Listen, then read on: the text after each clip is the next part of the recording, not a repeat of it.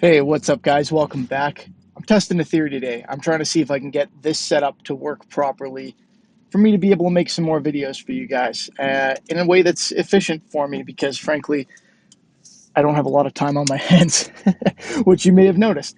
So I'm just testing this out. Hopefully, we're going to be able to do some discussion videos this way if this works well and if there's a decent response to it, and if I can get these working as the microphone so you don't have the annoying sound of my vehicle in the background while I drive. Because there are, I like doing videos where I can demo things for you guys and where I can show you stuff, but there are also some videos where it makes sense for me just to explain things or for us just to have a chat, for me to answer your questions without necessarily having to do a full demo.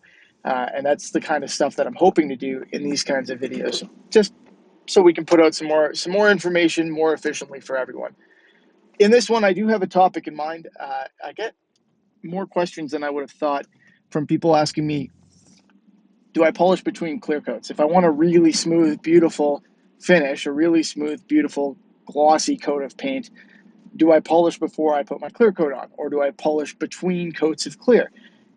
I understand that because, I mean, arguably, if you're painting on a smoother surface, you would think you're going to get a smoother coat of paint. But actually, if you polish between coats of clear, and a lot of you have been watching me for a long time know this, your clear coat's not going to stick. Simple as that. A lot of polishes have things like wax in them and whatnot, and paint generally doesn't stick to wax finishes. But even in addition to that, you need actually to do kind of the opposite. You need your surface to be even, but a little bit rough in order for your next coat of paint to stick properly. And that's why we actually sand sometimes between sessions of clear coating, sometimes between coats of clear, depending on what paint you're using. And certainly in most cases, after you put your color on, before you put your clear on, so that your clear will stick properly. Again, I know we've talked about this if you've been watching me for a long time. There are paint types that don't require that. For example, nitrocellulose lacquers will blend into themselves. So, and by blend, I mean melt. So because they don't ever actually cure, they only dry, they're susceptible to their own solvent, basically. So they will chemically re-wet if you put another coat over top or if you put lacquer thinner on top, and then they will bind to each other chemically in that way so they melt together. That doesn't work for most types of paint, though. So, an acrylic, for example, or your typical polyurethane, things that cure, things that are catalyzed, they all require some level of abrasion before you put them on, generally, so that they have something to bite onto, so they can adhere mechanically, we call it, so that they can stick properly, right? They can't stick properly to a perfectly smooth surface. So, if you've polished or you've waxed or something crazy like that, shouldn't call it crazy, but you know what I mean, before you put your next coat of paint on, that's simply not going to work. Your clear coat isn't going to stick to that correctly. So I think that hopefully covers that topic well enough without me repeating myself over and over, which I have a tendency to do when I get onto things like this. And again, I know we've talked about this topic before.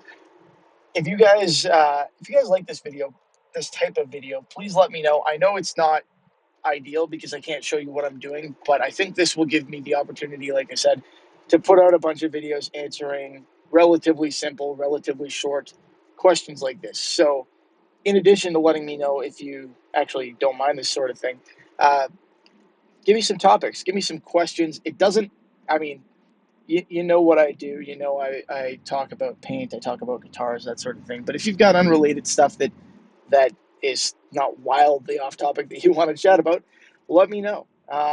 Tell me what your projects are about. If you've got questions that maybe I can help with, let's do that. I can do relatively short videos that are going to hopefully help some people out. And I can certainly answer a question in more depth doing it this way than I can typing up a comment. I can probably explain it a lot better even in this circumstance. I know I'm going to get at least a couple people telling me for some reason that this is unsafe. Um, I have to disagree with you. Well, right now, this is safer than the alternative of me having someone in my car having a chat because it's 2021 in April, and thus we have COVID. So I'm not near anybody, and I'm just talking like I would if I had a passenger.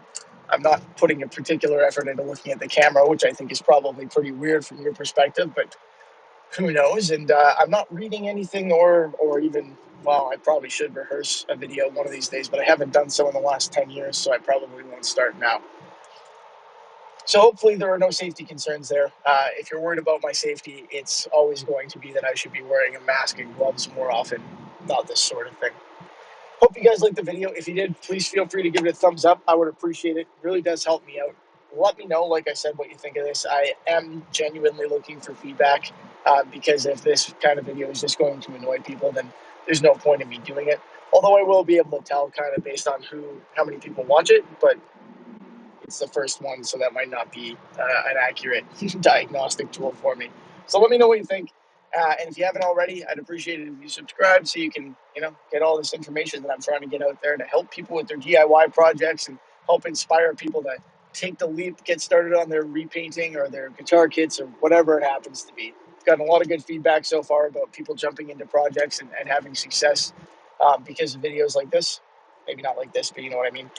So I'm hoping to keep that going. As always, guys, thanks. Hope you enjoyed it. Have a good one, and I will see you next time. Later.